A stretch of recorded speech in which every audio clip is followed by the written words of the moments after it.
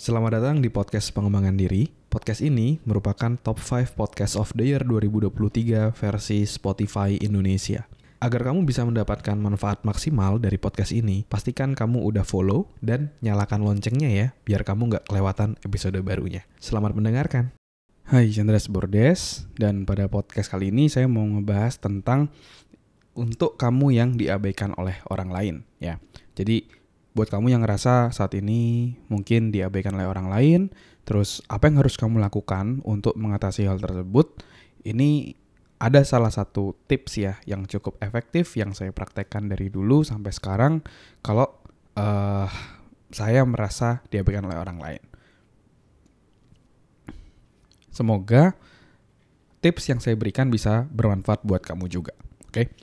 Nah, jadi kalau kita merasa diabaikan oleh orang lain, terus kayak misalnya orang lain kok kayak nyuekin kita ya, nggak mau ngomong sama kita, atau menjauh dari kita, apa sih yang harus kita lakukan? Tentu sebagai manusia pasti kita ngerasa kayak, kita kan nggak suka gitu ya, kayak ngerasa nggak spesial, atau kita ngerasa ditinggalkan. Itu kan sebagai manusia salah satu perasaan yang kurang menyenangkan lah buat kita, ya. Ketika kita misalnya dicuekin, diabaikan, kadang-kadang kita merasa diri kita ini kurang berharga karena seperti itu kayak gitu ya.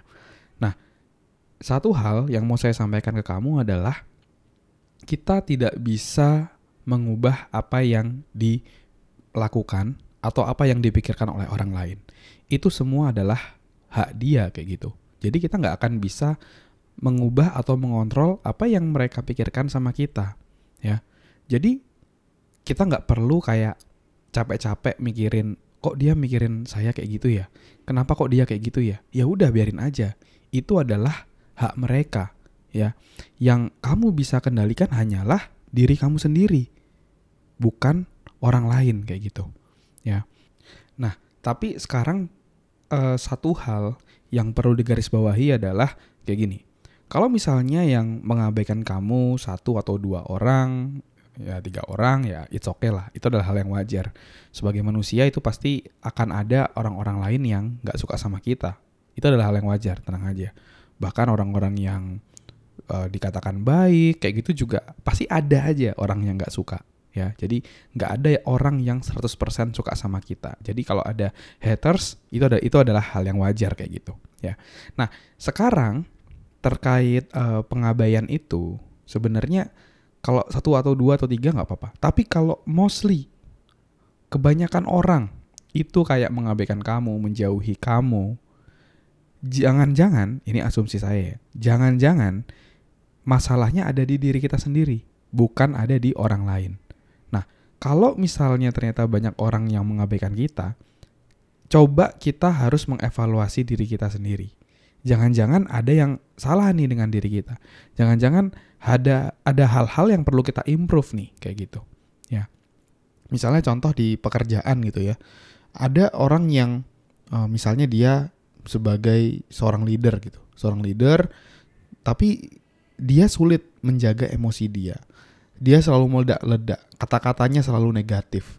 Sehingga banyak timnya yang akhirnya resign karena ada dia di sana. Karena anak buahnya ngerasa, kok atasanku ngomongin kayak gitu sih, kok jelek-jelekin aku sih, kok marah-marah terus sama aku, bentak-bentak, bahkan menggunakan kata-kata yang kasar ke aku yang tidak sepatutnya dikatakan seorang leader, ya. Kalau misalnya hal itu terjadi, berarti diri kita lah sebagai seorang leader yang harus evaluasi diri, yang harus improve, ya. Berarti nextnya kita sebagai leader ngomongnya harus lebih baik, harus lebih asertif, bukan agresif, dan lain-lainnya. Sehingga kedepannya kita akan jadi jauh lebih baik lagi. Ya, jadi kuncinya adalah kamu harus evaluasi nih kalau kamu diabaikan oleh orang lain. Apakah orang lain aja yang wajar, satu atau 2 orang yang nggak suka sama kita, itu adalah hal yang wajar, dan kalau kayak gitu ya cuekin aja. Selama yang kamu lakukan kamu tahu itu baik dan benar, ya tetap lakuin kayak gitu. Tapi kalau misalnya banyak yang gak suka sama kamu, berarti kamu perlu untuk mengevaluasi diri dan perlu mengimprove diri. Terima kasih sudah mendengarkan episode podcast pengembangan diri. Kalau kamu merasa mendapatkan manfaat dari podcast ini, kamu bisa share ke temanmu, sahabatmu, saudaramu, gebetanmu, pacarmu, atau siapapun orang terdekatmu, kamu bisa share.